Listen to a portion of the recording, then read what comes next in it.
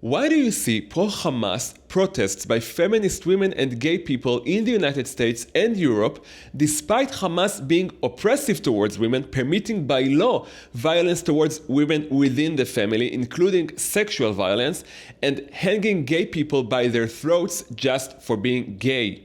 How come there are black people who identify with the Palestinians on the pretext that they suffer from oppression, similarly to how they themselves suffered from whites, whilst the people who suffered from oppression and discrimination more than any other people in human history are the Jews? This absurdity can be explained by a theory that has gained great popularity over the past 30 years called intersectionality, developed by Kimberly Crenshaw. The theory's name stems from the word intersection of what though? An intersection of privileges. And according to the theory, every person can turn at the intersection in two directions, towards the oppressed or towards the privileged oppressor. On what basis is the call made? Based on several characteristics such as skin color, religion, age, sexual orientation, gender, and more.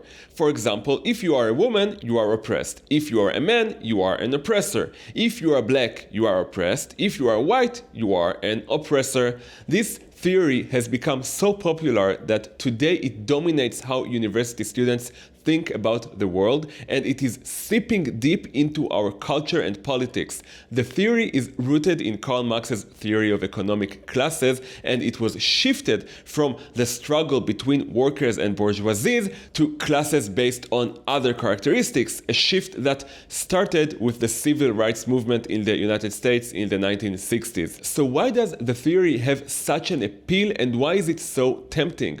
First, most obviously, it allows people to abduct responsibility for things that are not going according to their plans, since after all, hadn't they been oppressed, things would have turned out differently for them. I mean, how could you really blame the Gazan civilians, seemingly not members of Hamas, some of them crossing the border on crutches for the sole purpose of murdering babies in their cribs? How can you blame them? They're oppressed after all. In addition, those who believe in intersectionality, especially if they happen to be on the oppressive side, can ostensibly bask in a sense of moral superiority because they supposedly recognize their own privileges, and by doing so, they perform a moral and important act of justice. Finally, this theory has a component that makes any social theory very attractive, and that is that there's a clear enemy, the straight white male. The straight white male is at the top of the oppression hierarchy. He oppresses women, oppresses non-whites, and oppresses gays.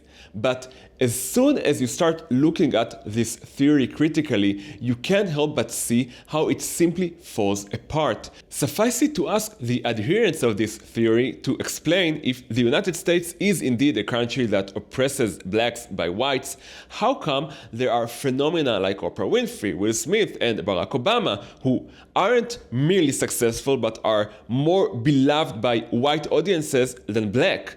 And at the same token, if the Israeli Jews oppress Arabs, how come Israeli Arabs are by far the most privileged and by far have the highest GDP per capita compared to Arabs in any other neighboring state of Israel? In addition, it is obvious to ask, why are these particular axes determining whether a person is oppressed or not? Why isn't intelligence one of the axes? After all, it's hard to argue that intelligent people aren't more privileged than people with low intelligence.